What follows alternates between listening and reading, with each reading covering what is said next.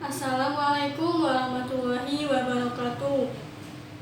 Perkenalkan, nama saya Arda Cahya Fitria dari kelas 2B Administrasi Bisnis dengan NPM 213101033. Di sini saya akan mempresentasikan penulisan makalah dengan tema pentingnya menjalin komunikasi efektif dalam dunia kerja.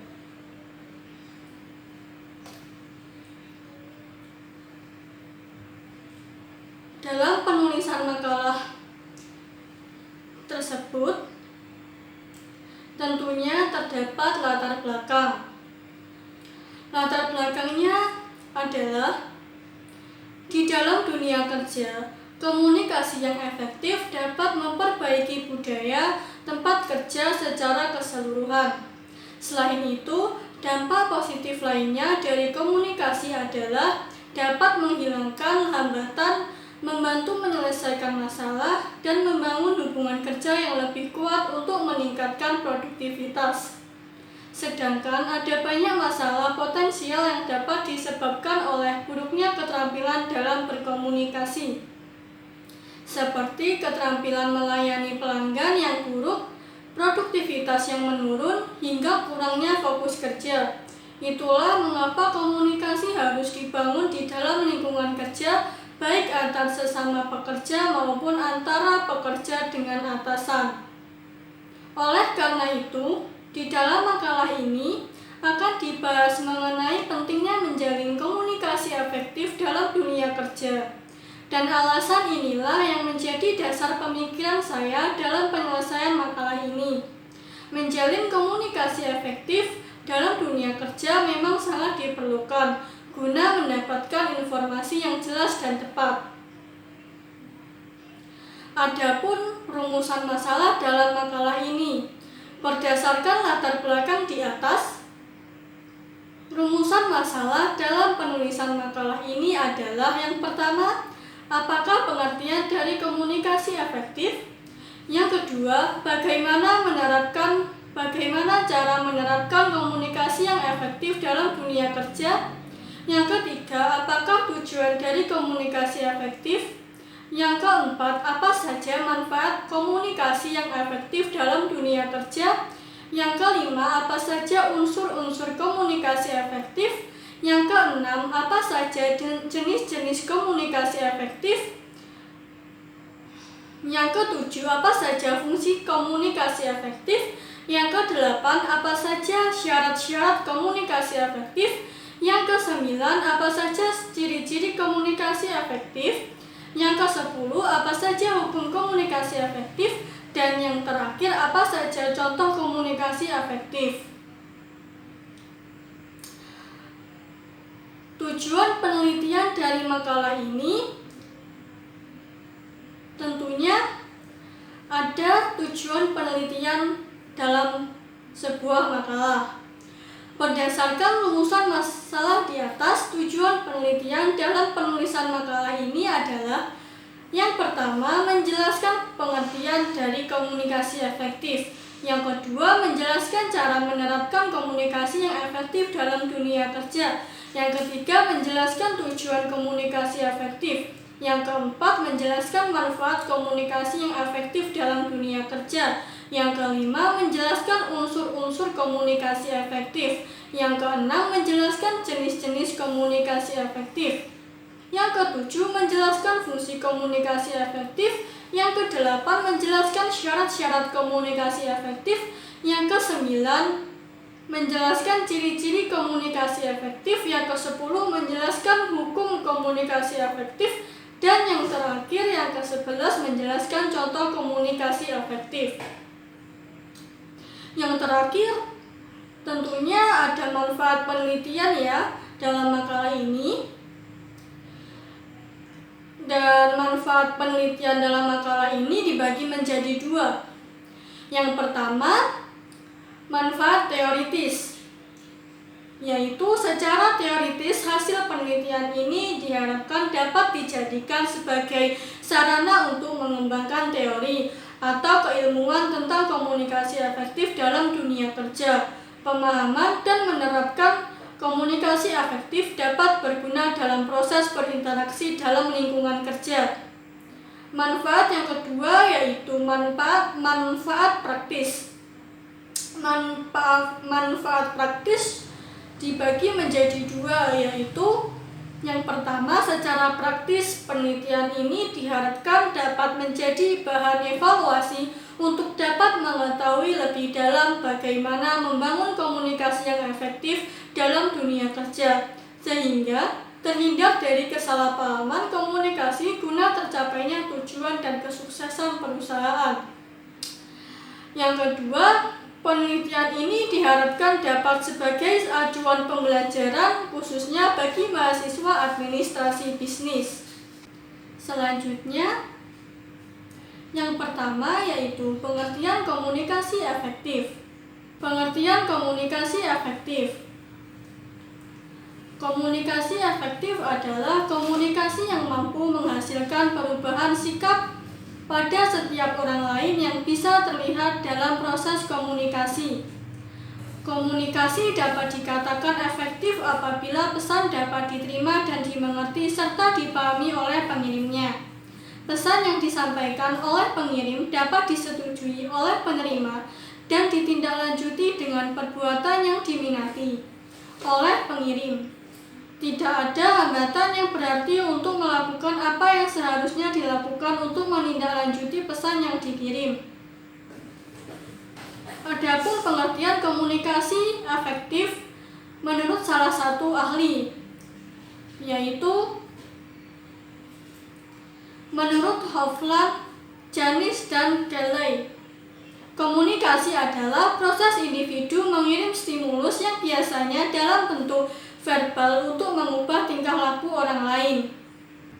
Selanjutnya, yang kedua yaitu cara menerapkan komunikasi yang efektif dalam dunia kerja. Cara menerapkan komunikasi yang efektif dalam dunia kerja ada 7. Yang pertama, selalu siap sedia.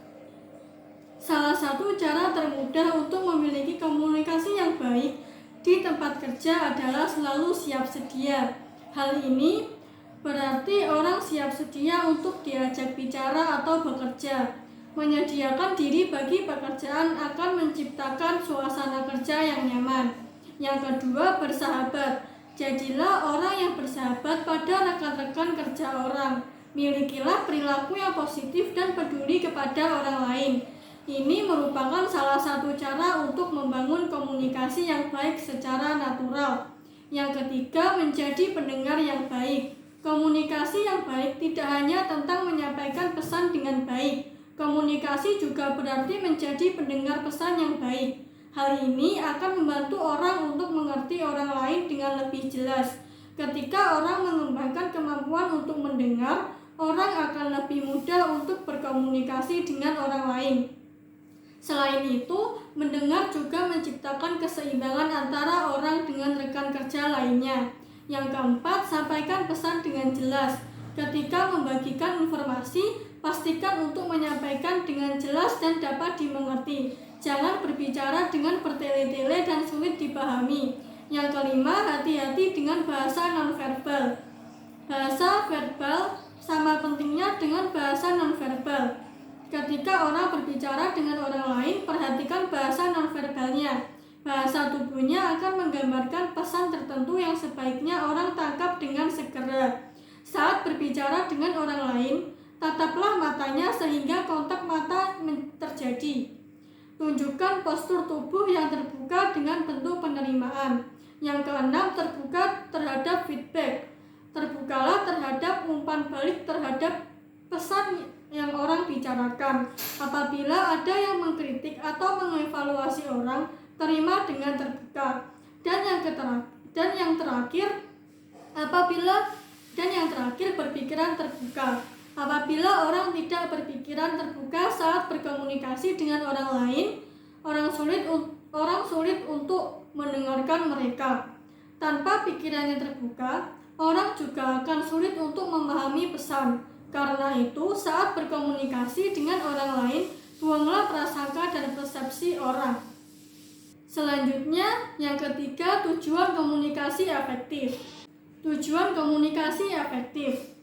Tujuan komunikasi efektif adalah memberikan kemudahan dalam memahami pesan yang disampaikan antara pemberi informasi dan penerima informasi, sehingga bahasa yang digunakan oleh pemberi informasi lebih jelas dan lengkap, serta dapat dimengerti dan dipahami dengan baik oleh penerima informasi atau komunikan. Tujuan lain dari komunikasi efektif adalah agar pengiriman informasi dan umpan balik atau feedback dapat seimbang sehingga tidak terjadi monoton. Selain itu, komunikasi efektif dapat melatih penggunaan bahasa nonverbal secara baik. Menurut Larson dan Knapp, menyatakan bahwa komunikasi yang efektif dapat dicapai dengan mengusahakan ketepatan yang paling tinggi derajatnya antara komunikator dan komunikan dalam setiap komunikasi. Komunikasi yang lebih efektif terjadi apabila komunikator dan komunikan terdapat persamaan dalam pengertian, sikap, dan bahasa.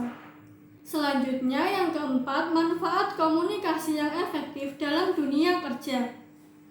Manfaat komunikasi yang efektif dalam dunia kerja ada 5. Yang pertama, meningkatkan produktivitas. Perusahaan menginginkan tim yang produktif. Sayangnya, sulit bagi pegawai untuk bekerja sebaik mungkin saat tangan kiri tidak tahu apa yang dilakukan oleh tangan kanan. Komunikasi yang tidak efektif menyebabkan kebingungan dan kesenjangan di tempat kerja.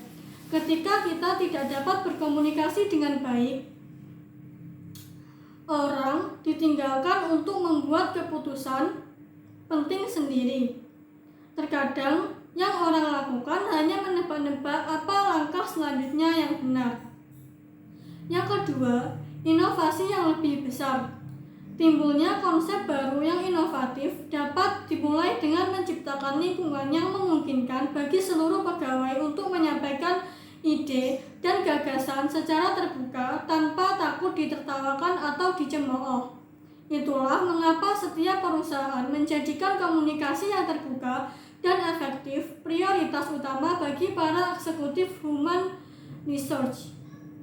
Yang ketiga, meningkatkan loyalitas kepada perusahaan. Tidak sedikit perusahaan yang memiliki angka turnover cukup tinggi.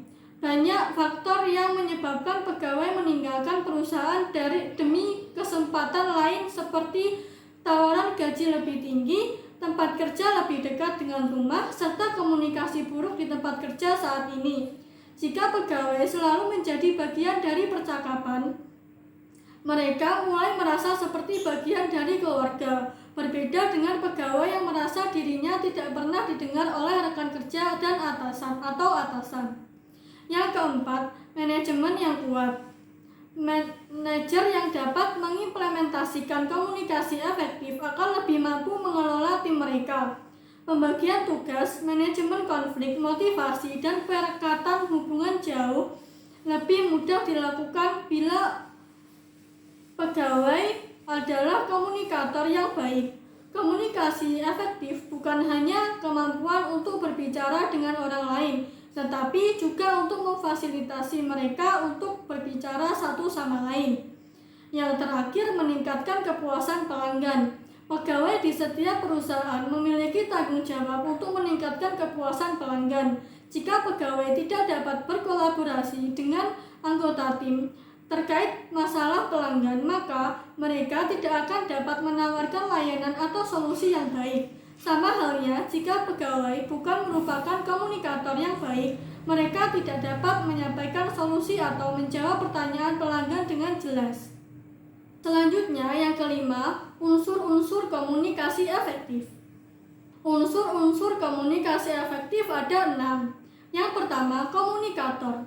Komunikator adalah orang yang menyampaikan isi pernyataannya kepada komunikan. Komunikator bisa tunggal, kelompok, atau organisasi pengirim berita. Komunikator bertanggung jawab dalam hal mengirim berita dengan jelas, memilih media yang cocok untuk menyampaikan pesan tersebut, dan meminta kejelasan apakah pesan telah diterima dengan baik.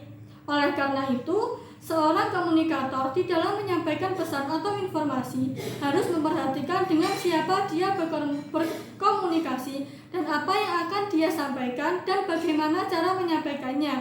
Yang kedua, komunikan. Komunikan adalah penerima pesan atau berita yang disampaikan oleh komunikator. Dalam proses komunikasi, penerima pesan bertanggung jawab untuk dapat mengerti isi pesan yang disampaikan dengan baik dan benar. Penerima pesan juga dapat memberikan umpan balik kepada pengirim pesan untuk memastikan bahwa pesan telah diterima dan dimengerti secara sempurna. Yang ketiga, saluran. Saluran adalah saluran atau jalan yang dilalui oleh isi pernyataan komunikator kepada komunikan dan sebaliknya. Pesan dapat berupa kata-kata atau tulisan, tiruan, gambaran, atau perantara lain yang dapat digunakan untuk mengirim melalui berbagai channel yang berbeda seperti telepon, televisi, faksimiles, fotokopi, email, sandi Morse, simapur, SMS, dan lain sebagainya. Menurut Wursanto, menyatakan bahwa pemilihan channel dalam proses komunikasi tergantung pada sifat berita yang akan disampaikan. Yang keempat, media. Saluran atau channel adalah yang digunakan untuk menyampaikan pesan sebagai sarana berkomunikasi, berupa bahasa verbal maupun non-verbal. Wujudnya berupa ucapan, tulisan, gambar, bahasa tubuh, bahasa mesin, sandi, dan lain sebagainya. Yang kelima, pesan. Isi komunikasi berupa pesan, message, atau yang disampaikan oleh komunikator kepada komunikan. Kejelasan pengiriman dan penerimaan pesan sangat berpengaruh terhadap kesinambungan komunikasi. Yang terakhir, tanggapan. Tanggapan adalah salah satu dampak atau efek komunikasi sebagai respon atas penerimaan pesan. Diimplementasikan dalam bentuk umpan balik atau feedback atau tindakan sesuai dengan pesan yang diterima. Selanjutnya, yang keenam, jenis-jenis komunikasi efektif. Jenis-jenis komunikasi efektif ada dua: komunikasi verbal dan komunikasi non-verbal. Komunikasi verbal dibagi menjadi 6. Yang pertama, jelas dan ringkas. Yang kedua, perbendaharaan kata. Yang ketiga, arti denotatif dan konotatif. Yang keempat, selaan dan kesempatan berbicara. Yang kelima, waktu dan relevansi. Yang keenam, humor. Sedangkan komunikasi nonverbal dibedakan menjadi 6. Yang pertama, metakomunikasi. Yang kedua, penampilan personal. Yang ketiga, intonasi atau nada suara. Yang keempat, ekspresi wajah. Yang kelima, sikap tubuh dan langkah. Dan yang terakhir, sentuhan. Selanjutnya, yang ketujuh, fungsi komunikasi efektif. Fungsi komunikasi efektif ada 5. Yang pertama, fungsi informasi, untuk memberitahukan sesuatu pesan kepada pihak tertentu dengan maksud agar komunikan dapat memahaminya. Yang kedua, fungsi ekspresi, sebagai wujud ungkapan perasaan atau pikiran komunikator atas apa yang dia pahami terhadap sesuatu hal atau permasalahan. Yang ketiga, fungsi kontrol, menghindari terjadinya sesuatu yang tidak diinginkan dengan memberi pesan berupa perintah, peringatan, penilaian, dan lain sebagainya. Yang keempat, fungsi sosial, untuk keperluan rekreatif dan keakraban hubungan di antara komunikator dan komunikan. Yang terakhir, fungsi ekonomi, untuk keperluan transaksi, usaha atau bisnis yang berkaitan dengan finansial, barang, dan jasa. Selanjutnya yang ke-8 yaitu syarat-syarat komunikasi efektif. Syarat-syarat komunikasi efektif ada 5. Yang pertama, menciptakan suasana yang menguntungkan. Yang kedua, menggunakan bahasa yang mudah ditangkap dan dimengerti. Yang ketiga, pesan yang disampaikan dapat menggugah perhatian atau minat di pihak komunikan. Yang keempat, pesan dapat menggugah kepentingan di pihak komunikan yang dapat menguntungkannya. Dan yang terakhir, pesan dapat menumbuhkan sesuatu penghargaan atau reward di pihak komunikan. Selanjutnya, yang ke-9, ciri-ciri komunikasi efektif. Ciri-ciri komunikasi efektif ada 5. Yang pertama, istilah. Penggunaan istilah yang diartikan sama antara pengirim dan penerima pesan merupakan aturan dasar untuk mencapai komunikasi yang efektif. Kata-kata yang samar artinya mempunyai lebih dari satu makna, dapat menimbulkan kebingungan dan salah pengertian. Yang kedua, spesifik. Pesan yang dipertukarkan harus spesifik. Maksudnya, pesan yang disampaikan harus jelas, sehingga si penerima pesan dapat menerima dan mengulangi dengan benar. Yang ketiga, tersusun baik. Pesan harus berkembang secara logis dan tidak boleh terpotong-potong. Yang keempat, objektif, akurat, dan aktual. Pengiriman informasi harus berusaha menyampaikan pesan seobjektif mungkin. Dan yang terakhir, efisien. Pesan disampaikan seringkas dan seoriginal mungkin, serta harus berusaha untuk menghilangkan kata yang tidak relevan. Yang ke-10, hukum komunikasi efektif. Hukum komunikasi efektif ada 3. Hukum yang pertama yaitu respect. Hukum pertama dalam mengembangkan komunikasi yang efektif adalah sikap menghargai setiap individu yang menjadi sasaran pesan yang kita sampaikan. Hukum yang kedua, empati. Empati adalah kemampuan kita untuk menempatkan diri kita pada situasi atau kondisi yang dihadapi oleh orang lain. Hukum yang ketiga, audible. Makna dari audible antara lain dapat didengarkan atau dimengerti dengan baik. Hukum ini mengatakan bahwa pesan harus disampaikan melalui media atau delivery channel sedemikian.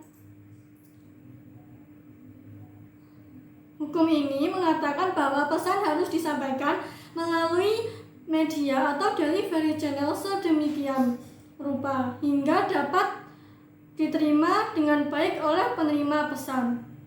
Selanjutnya yang terakhir atau yang ke-11 yaitu contoh dari komunikasi efektif. Contoh dari komunikasi efektif yaitu ada 4. Saya di sini memberikan contohnya hanya 4. Yang pertama, kesepahaman tentang peraturan organisasi. Dalam organisasi, komunikasi bisa dikatakan efektif apabila tiap anggota organisasi memahami peraturan yang ada. Misalnya, anggota organisasi menaati dan menjalankan peraturan. Yang kedua, karyawan memahami penjelasan pimpinan. Dalam rapat, komunikasi bisa dikatakan efektif jika karyawan memahami dan mengerti penjelasan pimpinan. Misalnya, penjelasan tentang proyek baru dan tugasnya sebagai karyawan di bidang keuangan. Yang ketiga, menanggapi dengan baik orang yang sedang berbicara. Salah satu ciri komunikasi yang efektif adalah menjadi pendengar yang baik, termasuk memberi tanggapan atau respon terkait pesan atau informasi yang dikirimkan. Yang terakhir, berbicara dengan menggunakan bahasa yang sopan. Komunikasi efektif dapat terwujud ketika kedua belah pihak berbicara menggunakan bahasa yang sopan dan sesuai dengan norma yang berlaku. Demikian presentasi dari saya tentang penulisan makalah yang berjudul Pentingnya Menjalin Komunikasi Efektif dalam Dunia Kerja. Saya ucapkan terima kasih atas perhatiannya. Kurang lebihnya mohon maaf. Wassalamualaikum warahmatullahi wabarakatuh.